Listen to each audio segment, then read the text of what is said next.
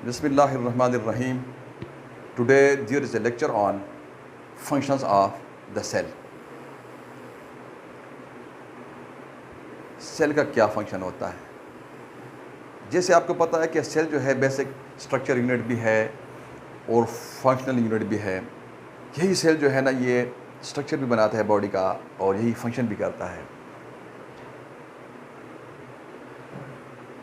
एक जैसे शक्ल सूरत और फंक्शन वाले सेल्स जो होते हैं ये आपस में मिलकर ना एक टिश्यू बनाते हैं और टिश्यू आपस में मिलकर ना ऑर्गन और ऑर्गन सिस्टम बनाते हैं।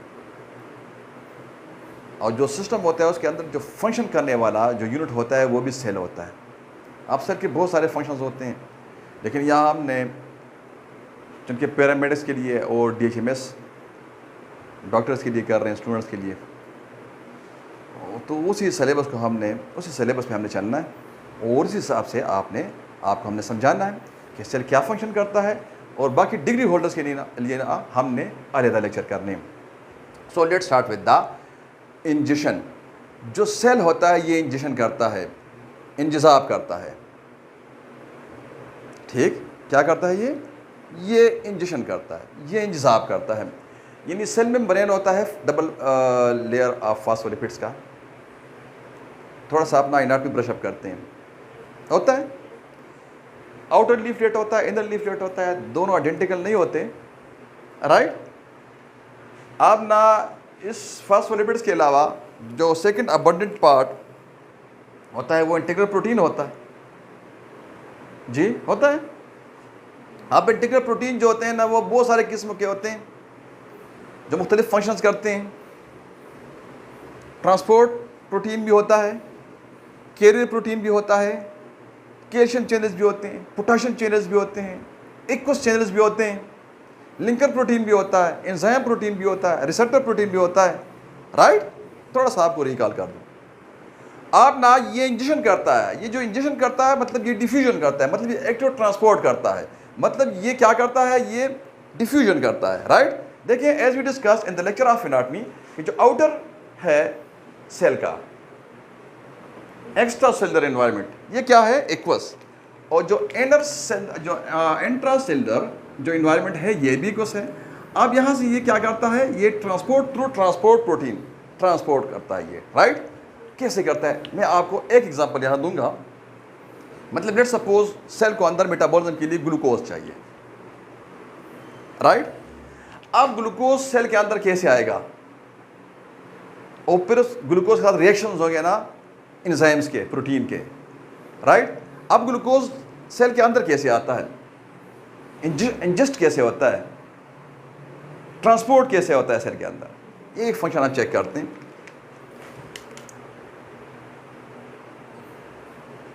इंजेक्शन, एक्टिव ट्रांसपोर्ट, एक्टिव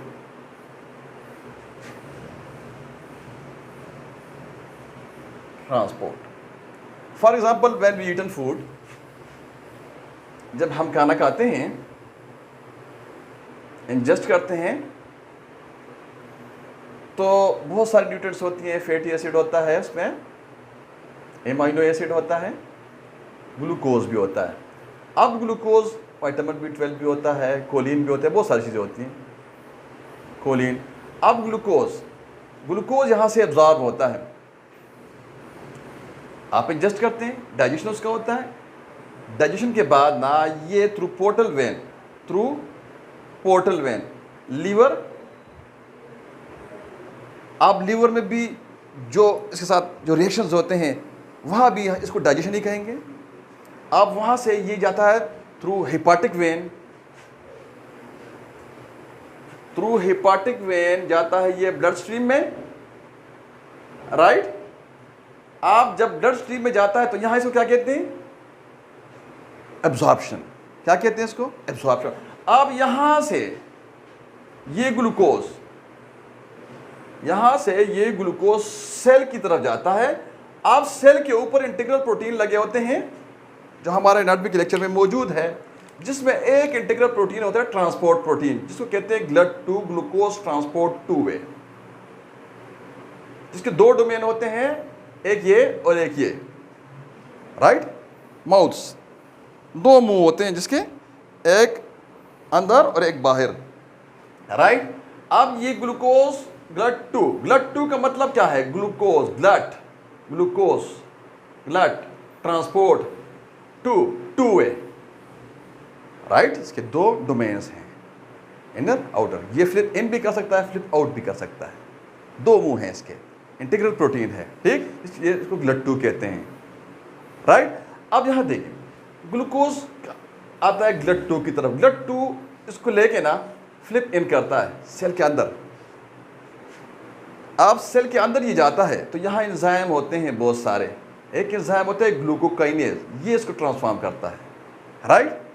अब यहाँ हमारा पॉइंट हो जाता है कंप्लीट, हो जाता है एक्सप्लेन कि सेल का काम क्या है? इंजेक्शन, ट्रांसपोर्ट, ये तरह मुख्तलिफ चीज़ों की ट्रांसपोर्ट ये करता है थ्रू कैल्शियम चैनल। जब पानी के अंदर ज़रूरत होती है तो जो इंटीग्रल प्रोटीन होता है ये चैनल्स बनाता है एक्वस, तो पानी अंदर आता है H2O, राइट।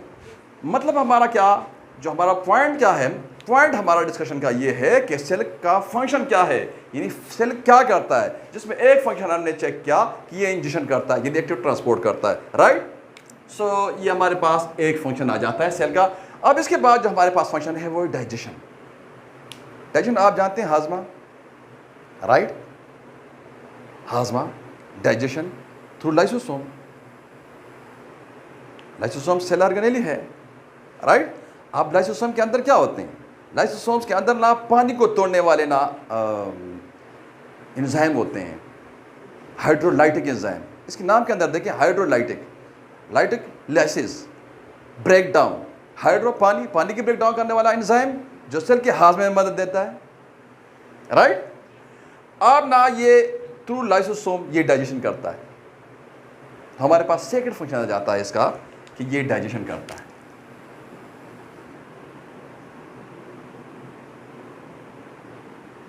दो हमारे पास फंक्शंस आ गए। आफ्टर इंजेक्शन एक्टिव ट्रांसपोर्ट और हाजमा डाइजेशन एनर्जी प्रोडक्शन करता है, राइट। कैसे करता है? किस ऑर्गेनेली, कौन सा ऑर्गेनेली ये फंक्शन करता है? माइटोकॉन्ड्रिया। कैसे करता है? थोड़ा ब्रीफली मैं आपको समझाता हूं कि माइटोकॉन्ड्रिया कैसे करता है। अब यहां तक तो हम समझ गए हैं कि ग्लूकोज जो होता है, ग्लूकोज सेल के अंदर पहुंचता है, राइट। अब ग्लूकोज सेल के अंदर पहुंचता है, इसको मैं ग्रीन पे लिख दूं ताकि हाईलाइट हो। अब ये जो ग्लूकोकाइनेज एंजाइम है, ग्लूकोकाइनेज यानी ग्लूकोज को काइनेज यानी ट्रांसफॉर्म करने वाला जो एंजाइम, आप इसके साथ ये 6 फास्फेट मिला लेता है, G6P। अब 6 फास्फेट इसके साथ मिलाता है, उसके बाद दूसरे एंजाइम इसके साथ रिएक्शन करते हैं, राइट। जो दूसरे एंजाइम्स होते हैं इसके साथ रिएक्शन करते हैं, इसको तोड़ते हैं। अब जब ग्लूकोज 6 फास्फेट वाला जब इसके साथ रिएक्शन होता है एंजाइम्स का और ये टूटता है तो इससे निकलता है पायरोविक एसिड। अब जब पायरोविक एसिड निकलता है इससे, तो पायरोविक एसिड जो होता है ये आता है माइटोकॉन्ड्रिया की तरफ। Mitochondria membrane bound cell organelle है जिसका डबल मेम्ब्रेन होता है फॉस्फोलिपिड्स वाला, जिस तरह सेल का होता है, राइट। अब ये जो होता है पायरोविक एसिड ये आता है माइटोकॉन्ड्रिया के अंदर। माइटोकॉन्ड्रिया के अंदर क्रेब्स साइकिल होता है, वहाँ यहाँ भी एंजाइम्स होते हैं इसको ये रिएक्शन करते हैं। अब पायरुविक एसिड जो होता है सिट्रिक एसिड के साथ क्या करता है? इन क्रेब्स साइकिल क्या करता है? रिएक्शन करता है। अब जब ये रिएक्शन करते हैं तो जो सेल होता है उसके साइटोप्लाज्म में एडेनोसिन डाइफॉस्फेट ADP पड़ा हुआ होता है। अब ADP को ये कन्वर्ट करता है ATP में, एडेनोसिन ट्राइफॉस्फेट, एक फास्फेट के साथ दूसरा मिलता है। अब ADP ATP में कन्वर्ट होता है। अब ये एनर्जी हो गई तैयार, एनर्जी हो गई तैयार। अब एनर्जी तैयार हो गई, ठीक है जी। अब एनर्जी क्या होता है? Energy means power to work, right. अब एनर्जी तैयार हो गई। अब एनर्जी कैसे तैयार करता है? ठीक है जी, सेल एनर्जी कैसे तैयार करता है? ठीक, मैकेनिज्म समझ आ गया आपको? कोई कंफ्यूजन है? तो हमारे पास तीसरा फंक्शन सेल का आ जाता है एनर्जी प्रोडक्शन। तो यहाँ हम लिख देते हैं एनर्जी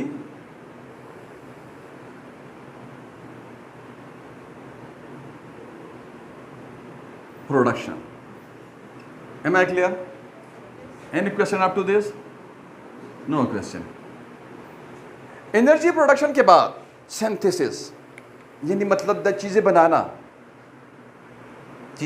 बनाना, सिंथेसिस सिंथेटिक फंक्शन होता है सेल का। कैसे? हाउ? राइट?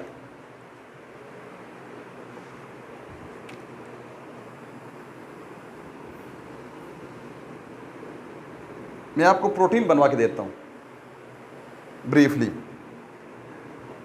न्यूक्लियस होता है मरकज़ा सेल के अंदर। आप न्यूक्लियस के अंदर एक धागों का जाल होता है बुना हुआ 46 धागे होते हैं 23 माँ से 23 बाप से, which are known as chromosomes.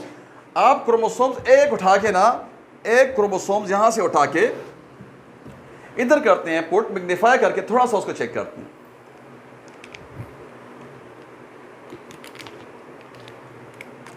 Centromere, upper short arm, lower long arm,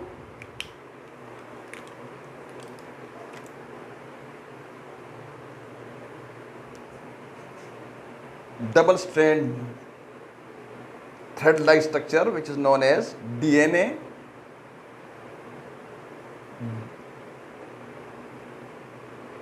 deoxyribonucleic acid। आप ये मॉलिक्यूल इसके अंदर मौजूद होता है, इसके ऊपर जीन्स होते हैं। एक न्यूक्लियस के अंदर 30 से 40 जीन्स होते हैं, जैसे न्यूक्लियस में हमने पढ़ा। आप डिटेल के लिए, इसको डिटेल समझने के लिए ना हमारे लेक्चर देख सकते हैं न्यूक्लियस वाले। अब ये एक्टिवेट होता है, डीएनए खुलता है। आप डीएनए खुलता है, उसको क्या कहते हैं? ट्रांसक्रिप्शन कहते हैं। शाबाश, इस पर हमने प्रीवियस लेक्चर हमारा न्यूक्लियस पे हुआ है, तो वहाँ हमारा ये मौजूद है। आप जब ट्रांसक्रिप्शन होती है तो यहाँ से शाबाश आरएनए मैसेंजर प्रोड्यूस होता है। अब आरएनए मैसेंजर प्रोड्यूस होता है तो ये चूंकि न्यूक्लियोटाइड चेन होता है, एमाइनो एसिड चेन नहीं होता, न्यूक्लियोटाइड्स आपस में, nucleotides, nucleic acid, right, 5 carbon वाला शुगर, स्पेशल पेंटोज शुगर, और ना ये जो हमारे पास बेस पेयर्स हैं, नाइट्रोजिनस बेसिस हैं, गोनिन, थाइनिन, यूरासिल वगैरह, ये सारा। और यहाँ अमाइनो एसिड नाइट्रोजन और हाइड्रोजन हो जाए इसको ये। अब प्रोटीन नाइट्रोजन और हाइड्रोजन और कार्बोक्सिलिक एसिड आपस में मिलते हैं। अब यहाँ राइबोसोम होता है, सेल ऑर्गेनेली, ये इसको ट्रांसलेट करता है अमाइनो एसिड चेन में। अमाइनो एसिड चेन में इसको ट्रांसलेट करता है, ये ड्रैग करता है एंडोप्लाज्मिक रेटिकुलम की तरफ। अब एंडोप्लाज्मिक रेटिकुलम जो होता है, ये क्या होता है? एंडोप्लाज्मिक रेटिकुलम अब ये दानेदार होता है, ग्रेन्युलर होता है, ठीक है। इस वजह से इसको जो इस पे चिपकते हैं राइबोसोम, इस वजह से इसको ग्रेनुलर एंडोप्लाज्मिक यानी ER रफ कहते हैं, राइट। और ये ना जो एमाइनो एसिड चेन होता है ना, यहाँ ये इसकी फोल्डिंग शुरू हो जाती है और यहाँ से ये बर्ड ऑफ करता है एंडोप्लाज्मिक रेटिकुलम, और उसके बाद ना ये गोल्जी अपरेटस की तरफ जाता है। और गोल्जी अपरेटस क्या करता है? और उसके अंदर एंजाइम्स होते हैं, उसको काटते हैं और उसको वो बना के फिर उसकी प्रोडक्शन करते हैं और उसकी मॉडिफिकेशन करते हैं प्रोटीन का। अब वो बर्ड ऑफ करता है, सिक्रेटरी वेसिकल में आपका प्रोटीन पैक होता है। So what we have learn after, आपने क्या सीखा कि जो सेल है ये सिंथेटिक फंक्शन इसका है। इस तरह ये लिपिड्स भी बनाता है, लिपिड्स ER स्मूथ बनाता है, प्रोटीन ER रफ बनाता है। सिंथेटिक फंक्शन समझ गए हैं, ठीक है जी, कि सिंथेटिक फंक्शन भी इसका है। तो हमारे पास चौथा फंक्शन हमारे पास आता है सिंथेटिक फंक्शन, मतलब चीज़ें बनाता है, प्रोटीन बनाता है, लिपिड्स बनाता है, बहुत सारी चीज़ें बनाता है, इंसुलिन बनाता है, ग्लूकोगॉन बनाता है, बहुत सारी चीज़ें, बहुत सारे हार्मोन्स बनाता है, पेप्टाइड हार्मोन्स बनाता है। Am I clear? तो हमारे पास कितनी फंक्शंस आ गई? 4 फंक्शंस आ गई। अब इसके बाद हमारे पास जो फंक्शन आता है वो है मूवमेंट। पांचवा जो हमारे पास सेल का फंक्शन है वो है मूवमेंट, यानी हरकत करना, मूवमेंट। 5th number, movement. जो सिलिएटेड एपिथेलियम होता है, सिलिएटेड एपिथेलियम, इसके ऊपर जो बाल होते हैं ये हरकत करते हैं, राइट। जो स्पर्म होता है, राइट, इसका जो टेल होता है इसको फ्लैजिलम कहते हैं, इसके ज़रिए ये हरकत करता है। ये इसके एग्जांपल्स हैं। कितने फंक्शंस हमने लर्न किए। एक सेल इंजेक्शन करता है, इनएक्टिव ट्रांसपोर्ट करता है, glucose, calcium, H2O, extra cellular environment से जो भी चीज़ चाहिए होती है वो ट्रांसपोर्ट करता है, इंजेक्शन कहते हैं इसको। उसके बाद हमने देखा ये क्या करता है, ये डाइजेशन करता है थ्रू लाइसोसोम। अब लाइसोसोम के अंदर जो एंजाइम्स होते हैं हाइड्रोलाइटिक एंजाइम कहलाते हैं। हाइड्रोलाइटिक एंजाइम जो है इसके ज़रिए ये पानी को तोड़ता है, यानी पानी को तोड़ने वाले एंजाइम्स हैं, ये डाइजेशन में मदद देता है। एनर्जी प्रोडक्शन करता है। एनर्जी प्रोडक्शन हमने चेक किया कि एनर्जी प्रोडक्शन कैसे करता है, एनर्जी कैसे पैदा करता है, मतलब ये ड्यू टू माइटोकॉन्ड्रिया करता है। माइटोकॉन्ड्रिया है एडीपी को, एडिनोसिन डाइफॉस्फेट को एडिनोसिन ट्राइफॉस्फेट में कन्वर्ट करता है। उसके बाद हमने देखा ये सिंथेटिक फंक्शन है, ये चीज़ें बनाता है, प्रोटीन बनाता है, लिपिड्स बनाता है, इंसुलिन बनाता है, बहुत सारे चीज़ें बनाता है। उसके बाद हमने 5th नंबर पे इसका फंक्शन देखा, ये मूवमेंट भी करता है, मतलब ये जो स्पर्म है ये थ्रू टेल, ये फ्लैजिलम कहलाता है, टेल इसका जो मेल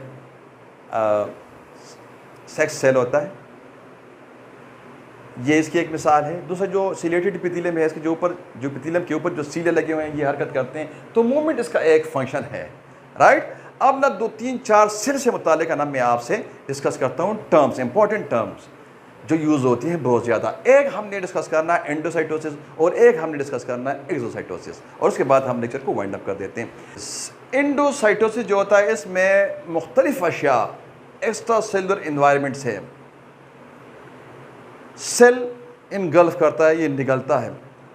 सेल का मेम्ब्रेन जो होता है उसमें गड़ा सा बनता है, और गड़ा बनने जब गड़ा पैदा होता है उसके ज़रिए, उस गड़े के ज़रिए ना सेल चीज़ों को अपने अंदर जज़ब कर लेता है। How, right. एक ये क्वेश्चन हमने करना है, और दूसरा हमने ये करना है कि भाई इसकी टाइप्स हमने डिस्कस करनी है 2। फर्स्ट ऑफ ऑल हम वो मैकेनिज्म डिस्कस करते हैं कि ये कैसे करता है। जब कभी भी सेल को ज़रूरत होती है किसी चीज़ को निगलने की, इनगल्फ करने की, राइट, कैसे करता है। जो ये फास्फोलिपिड्स हैं they are mobile, they are not fixed, ये फिक्स्ड नहीं है, ये मोबाइल है। मतलब ये आप जो मार्कर है ये फास्फोलिपिड्स हैं, ये ऐसे पेट्रोलिंग करते हैं सेल मेम्ब्रेन में, राइट। आप जब कभी भी सेल को ज़रूरत होती है मेटाबॉलिज्म के लिए किसी भी चीज़ का, अब आपने एंडोसाइटोसिस को कंफ्यूज नहीं करना इंजेक्शन के साथ। Ingestion transport through integral protein होता है, थ्रू ट्रांसपोर्ट प्रोटीन होता है। अब you due to fluidity of the phospholipids. मैं आपको एक चीज समझाता हूं। ये जो प्रॉपर्टी है फॉस्फोलिपिड्स का कि ये मोबाइल हैं, ये पेट्रोलिंग करते हैं, इस प्रॉपर्टी को क्या कहते हैं, फ्लूइडिटी ऑफ द फॉस्फोलिपिड्स। अब समझ गए। अब एंडोसाइटोसिस जो है ये due to fluidity of the phospholipid होता है, और जो ट्रांसपोर्ट होता है ना, जो इंजेक्शन हमने बात की, अब ये ड्यू टू इंटीग्रल प्रोटीन।